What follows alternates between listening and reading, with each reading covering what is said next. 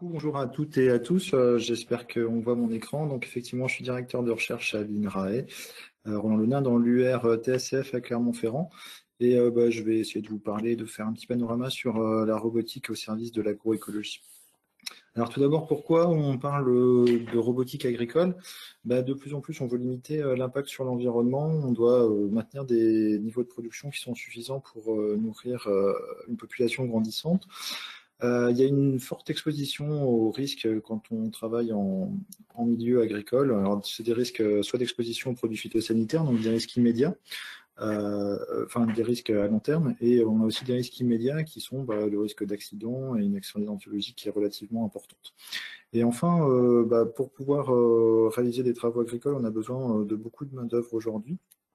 Et on a un problème d'attractivité des métiers à cause de la pénibilité du travail et de la rentabilité économique des exploitations.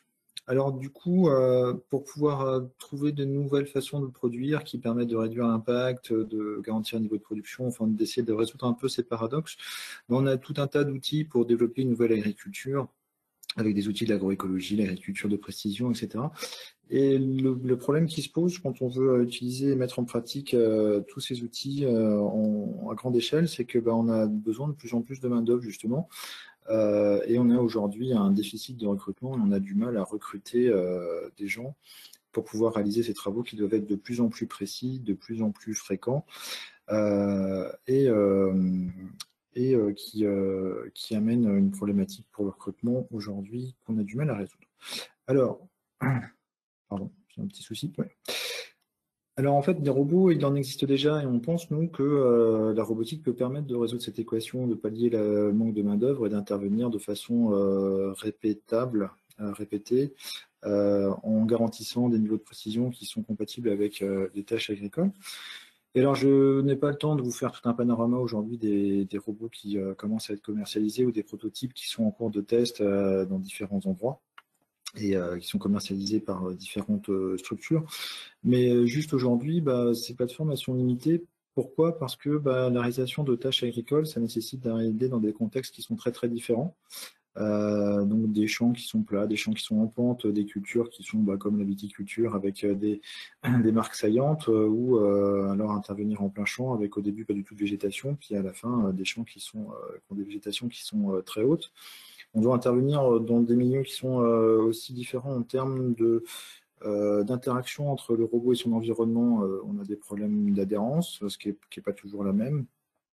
On a des problèmes aussi vis-à-vis des variations de conditions d'ensoleillement pour les capteurs, donc il y a beaucoup de perturbations. Voilà, contrairement aux véhicules autonomes où on a des marquages au sol qui sont faits pour être vus, parce que c'est fait pour être vu pour un humain, donc les caméras doivent le repérer facilement. Dans le domaine agricole, on n'a pas toute cette structuration-là, et puis les structures qu'on pourrait avoir, comme la végétation, c'est quelque chose qui bouge dans le temps, donc on a du mal à s'y référer. Donc aujourd'hui, on a du mal à faire des robots qui soient vraiment polyvalents, et ce qui existe sur le marché pour le moment, c'est des robots qui sont dédiés à des tâches très spécifiques et dans des conditions d'utilisation qui sont aussi un peu déterminées. Alors on essaye de plus en plus d'avoir des robots polyvalents, ne serait-ce que pour réaliser des tâches agricoles un peu complexes, parce que il n'y a pas que quand on est dans le champ qu'on a besoin de mobilité autonome ou de réaliser des besoins de la robotique. Il faut que les robots ils puissent partir de la ferme, sortir du corps de ferme, potentiellement aller dans des chemins de terre ou voir des routes. Alors ça, il y a encore un problème de réglementation, mais voilà, ils doivent aller dans le champ, et dans le champ, ce qui nous intéresse, c'est de nous référencer par rapport à la végétation pour pouvoir faire des opérations dessus. Et donc, on a tout un tas de comportements robotiques qui sont très, très différents en fonction de ce qu'on veut faire. Et si on veut vraiment avoir des robots polyvalents qui aident à développer, à déployer les principes de l'agroécologie et qui sont vraiment capables d'agir à l'échelle de la plante, ça veut dire qu'il faut les doter de comportements différents. Alors nous, dans l'unité, on en développe quelques-uns. Donc la première des tâches à réaliser en agriculture par un robot, c'est de pouvoir suivre une trajectoire, soit dans un repère absolu, avec un GPS par exemple, soit dans un repère local, mais toujours de façon très très précise. Alors contrairement à ce qu'on peut voir dans le milieu industriel, où on n'a pas justement de problème d'interaction entre le robot et son environnement, et on peut contrôler et structurer l'environnement du robot, voire empêcher des gens d'arriver, voire rajouter des panneaux, des signalisations, des marquages au sol. En agriculture, c'est beaucoup plus compliqué, donc il faut développer des algorithmes qui sont capables de s'adapter aux conditions d'interaction entre un robot et son environnement. Et là, c'est ce qu'on fait par l'intermédiaire de commandes adaptatives et prédictives. Donc, j'ai mis quelques exemples où on est capable de suivre une trajectoire le plus rapidement possible avec un robot de 500 kg dans le cadre du projet NR Adapt 2E là. Et du projet FAST, pardon. On est capable aussi, avec un lidar, comme vous avez vu, celui d'Olivier No ce matin, nous, on peut le mettre horizontal pour détecter une structure à suivre. Donc, c'est le cas de la vidéo du milieu, là, où par rapport à la végétation, on arrive à reconstruire un nuage de points, en déduire quelle va être une trajectoire à suivre, et puis la suivre de façon la plus précise possible pour positionner un outil. Et puis j'ai mis un dernier exemple, c'est encore du suivi par GPS, mais c'est juste pour expliquer que ces approches adaptatives et prédictives sont capables de contrôler un robot qui a 2 trains directeurs, qui est comme une voiture, avec un seul train directeur, mais c'est aussi capable de piloter un robot qui fait 2 tonnes et qui n'a pas de roue directrice, c'est des roues folles à l'avant, et en fait on a, là c'est le projet Pumacry, on pilote juste le différentiel de vitesse gauche et droite. Et tout ça, ça se contrôle de la même façon. Et de la même manière qu'on doit être générique par rapport au contexte, il faut aussi qu'on soit générique par rapport au type de robot et la façon dont il est piloté. Donc sa motricité, c'est mon mode de locomotion. Voilà, d'autres trucs qui sont importants en agriculture, c'est de pouvoir apporter de l'aide logistique, donc suivre une personne. Donc là, on a différentes façons de le faire. Je vous ai présenté là l'exemple d'un référencement par rapport à des balises UWB, qui sont des balises ultra large bande.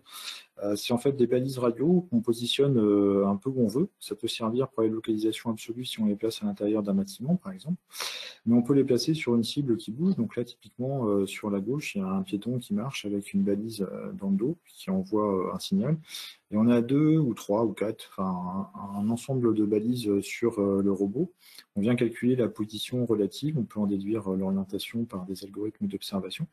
Et de là, on est capable de suivre la trajectoire que suit la personne et de maintenir une distance par rapport à elle. Voilà, ce qui permet de faire de l'assistance pour pouvoir faire des vendanges, par exemple. Le robot suit la personne et puis la personne met les grappes de raisin qu'elle récolte sur le robot. Et le robot, il peut revenir à un poste de déchargement.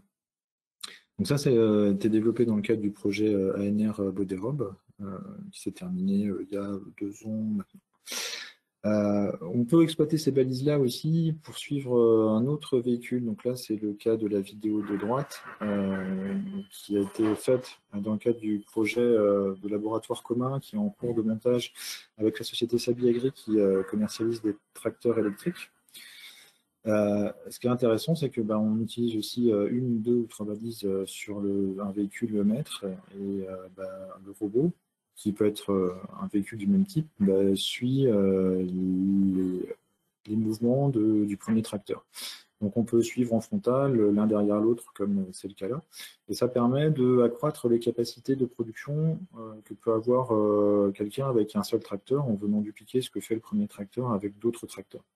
Ce qui est intéressant aussi, c'est que ça fait partie de la façon dont on peut populariser la robotique. C'est-à-dire que avant d'envoyer un robot tout seul dans un champ qui peut être supervisé de loin, une première étape possible, c'est d'avoir un agriculteur qui va conduire son tracteur et qui va pouvoir contrôler aussi ou superviser juste à côté ce que font les robots par rapport à son véhicule tracteur.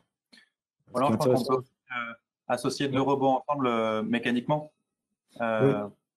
Alors ça, c'est l'étape d'après, parce qu'une fois qu'on les a associés comme ça avec un véhicule conduit manuellement, ce qui peut être intéressant en robotique, c'est d'avoir des robots de taille beaucoup plus petite, parce que là, on a montré des robots de 2 tonnes, de 500 kg, mais on peut avoir des robots de 15-20 kg.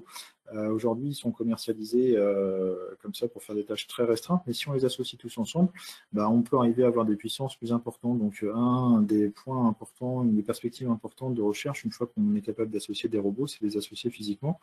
Et donc pour ça, on travaille beaucoup sur la manipulation mobile de plus en plus, avec la coordination entre un bras robotique et une plateforme mobile, parce que ça peut permettre d'une part de faire des travaux très très précis sur l'environnement, mais ça peut permettre aussi d'associer plusieurs robots entre eux pour disposer de plus de puissance et adapter le nombre de robots et la flotte de robots à ce qu'on a envie de faire.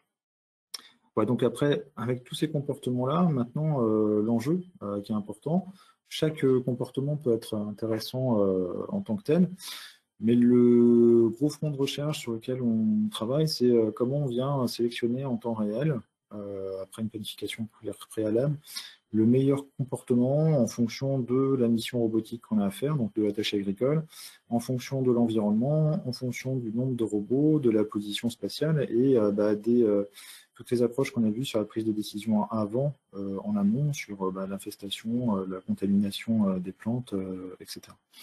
Donc, l'idée pour nous, c'est de trouver des gens qui maîtrisent plus que nous, parce qu'on n'est pas très très fort encore en intelligence artificielle, pour pouvoir arriver à ces approches-là, mais surtout pour arriver à des approches de décision de plus haut niveau par rapport à l'intégrité et la sécurité, qui sont des éléments fondamentaux pour le développement de la robotique en agriculture. Aujourd'hui, il n'y a pas vraiment de normes qui existent, et c'est un problème qui est très prégnant, parce que c'est des robots qui ont une puissance potentiellement importante, parce qu'ils doivent pouvoir avancer et faire du travail et avoir une interaction avec le sol, donc tirer des charges lourdes. Donc ils ont une très grosse réserve d'énergie, et c'est très important aujourd'hui de pouvoir garantir cette sécurité. Le deuxième point très très important aussi pour nous, c'est comment les hommes s'emparent de ce comportement robotique et comment les agriculteurs vont appréhender l'utilisation des robots. Parce qu'aujourd'hui, un agriculteur, il sait changer une roue sur son tracteur, mais il ne va pas savoir régler les paramètres d'une loi de commande ou les raisons de prédiction d'une commande prédictive ou les paramètres de perception. Et donc, ça veut dire qu'il faut qu'on arrive à trouver les moyens pour que les hommes et les machines puissent dialoguer entre eux, et même des non-experts, pour pouvoir après aider le robot, parce qu'il y aura forcément des moments où le robot ne saura pas quoi faire, il faudra une supervision humaine, et pour pouvoir régler aussi les choses, parce qu'il y a très très peu de différence entre un algo qui marche parfaitement et un algo qui ne marche pas du tout. Il y a des fois juste 2-3 petits réglages à faire et puis ça marche, et ça veut dire qu'il faut absolument que les gens... SAV aussi et des questions de modèle économique pour les concepteurs et les metteurs en marché de robots, derrière ce que tu dis là. Exactement. Et puis aussi la façon à qui va appartenir le robot. Et si on a des flottes de robots, est-ce que chaque agriculteur a son robot et puis ils se le partagent entre eux, ou est-ce que c'est des moyens qui sont partagés et les robots vont dans les parcelles où il est temps de faire quelque chose? Le robot as a service, bientôt. Pour conclure peut-être, Roland? Oui, pour conclure, finalement c'était un peu ma conclusion, c'est quel modèle économique, quel modèle agronomique, comment on concilie agronomie, économie et robotique pour pouvoir accompagner la transition écologique de l'agriculture.